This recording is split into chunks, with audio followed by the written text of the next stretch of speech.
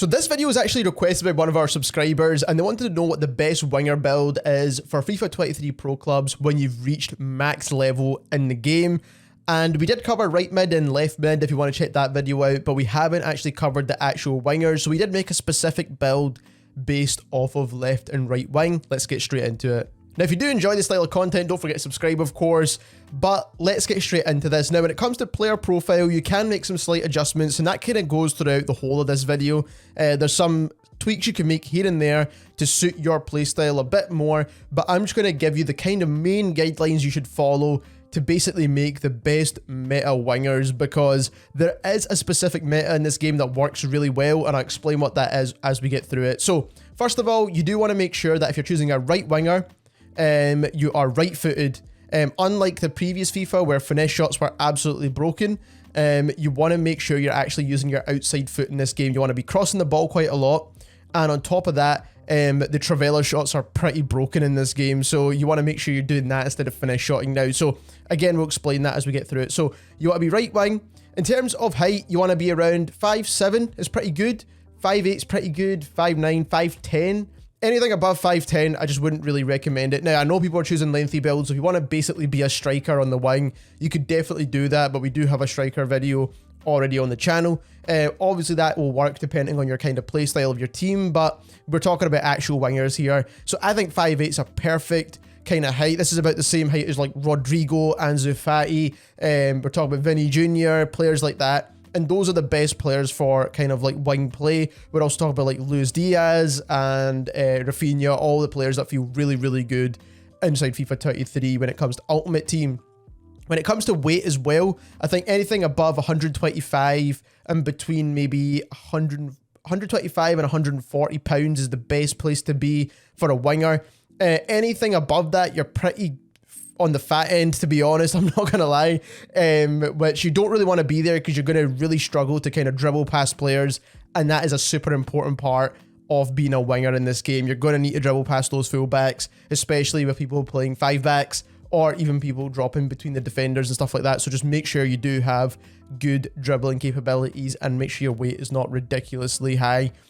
Personally, I would actually put it lower. I'd put it to like 120. I think that's probably the perfect place for me personally. But I know people like to have a bit of physicality in their players. So like I said, up to about 135, 140 would be the max I would go. That's even pushing it, to be fair.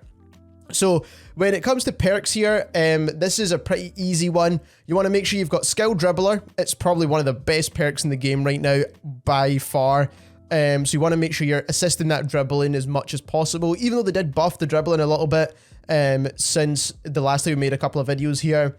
It's still not great, to be honest, so you still want to make sure you have that on here. Then we've got Distance Shooter, which is absolutely a must as well. So these two perks do not change at all. You don't want to change these two perks. You need that outside foot shot that you get with Distance Shooter. The Trivela shots are absolutely broken in this game, and is basically like the new finesse shot of FIFA 23, so you want to make sure you're doing that, and that is why I obviously wanted your outside foot on the character build as well.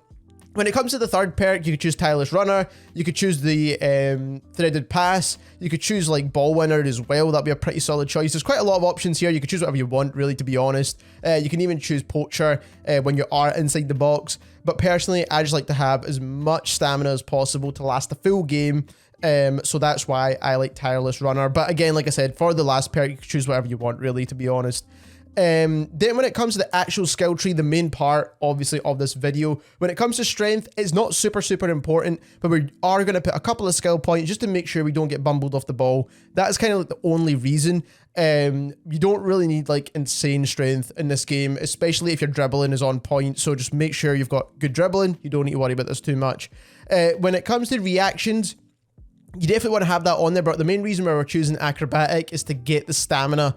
So we want to make sure we're getting stamina by any means possible, and obviously we chose the quickest route to get that. And then you can add on jumping, but it's mainly for strikers, let's be honest, but you do get a good amount of a boost from having the archetype on there anyway. So like I said, make sure you get as much stamina possible. When it comes to defending, you could put these on last if you have some skill points available. This is something where you can actually remove the skill points, especially if you have Ball Winner perk on. You can actually take this away and put it on something else if you really wanted to. When it comes to dribbling, this is ones that you need to max out here, absolutely 100%. So you want to make sure you've got agility on 2. Obviously, you're going to get extra agility when you put the archetype on there anyway, so you don't need to actually put on this one and this one. So again, you want the Maestro archetype 100%, and then you also want the Lynx archetype as well, 100% for the ball control and the balance. It's just going to mean that you stay on the ball, especially when you're dribbling. You're not going to lose that ball. The ball stays close to your feet when you are dribbling instead of being like miles away from you where people can actually win it. So that's super important. When it comes to passing, the main thing you want to make sure you've got on here is short passing, which is at 82 with this. You might be able to see that. And then also crossing. Crossing is super, super important in this game, especially if you've got a big striker in the middle, which is mainly what most people should be playing. As one big striker at least in their team, with kind of like that lengthy build, which we do have a video on, by the way.